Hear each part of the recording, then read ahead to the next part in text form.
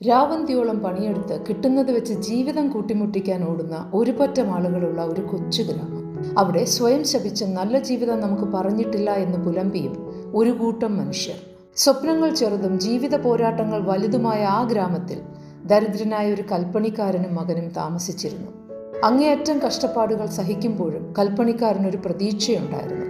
എൻ്റെ കൈകൾ കല്ലെടുത്ത് തഴമ്പിച്ച് കരുവാളിച്ചവയാകാം, പക്ഷേ എൻ്റെ മകൻ്റെ കൈകൾ കല്ലുകളല്ല, പേന പിടിക്കും. അയാളുടെ മകൻ തെരുവ് വിളക്കിൻ്റെ കീഴിലിരുന്ന് കടം വാങ്ങിയ പുസ്തകങ്ങളിലൂടെ പഠിച്ചു. പലപ്പോഴും ചെരുപ്പിടാതെ കീറിയ ഉടുപ്പുകളിട്ട് വരുന്ന അവനെ നോക്കി മറ്റു കുട്ടികൾ ചിരിക്കുമായിരുന്നു. ഈ വേദന ഒരു പാലമാണ്, ദാരിദ്ര്യത്തിൽ നിന്നും ഒരു നല്ല ജീവിതത്തിലേക്കുള്ള പാലം.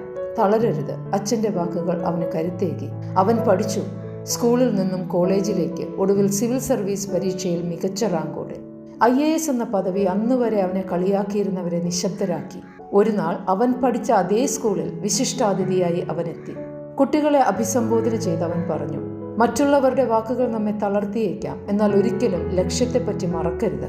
അവിടെ എത്തിച്ചേരാനുള്ള മാർഗം കഠിനാധ്വാനം ഒന്നു മാത്രമാണ്. തങ്ങളുടെ സ്കൂളിൽ നിന്നും ഇത്രയും ഉയർന്ന പദവിയിലെത്തിയ ആ പോരാളിയുടെ വാക്കുകൾ കുട്ടികൾ ഹർഷാരവത്തോടെ സ്വാഗതം ചെയ്തു. അതെ, മുഷിഞ്ഞ വസ്ത്രങ്ങളും ഒഴിഞ്ഞ പോക്കറ്റുമായി പലപ്പോഴും മറ്റുള്ളവരാൽ പരിഹാസ്യനായ അവൻ അച്ഛൻ്റെ വിയർപ്പിൻ്റെ വില സ്വന്തം കഠിനാധ്വാനത്തിലൂടെ തിരുത്തി എഴുതി. ഓർക്കുക, ആത്മാർത്ഥമായി പ്രയത്നിക്കാൻ തയ്യാറാണെങ്കിൽ ഒരു സ്വപ്നവും ഒത്തിരി വലുതല്ല.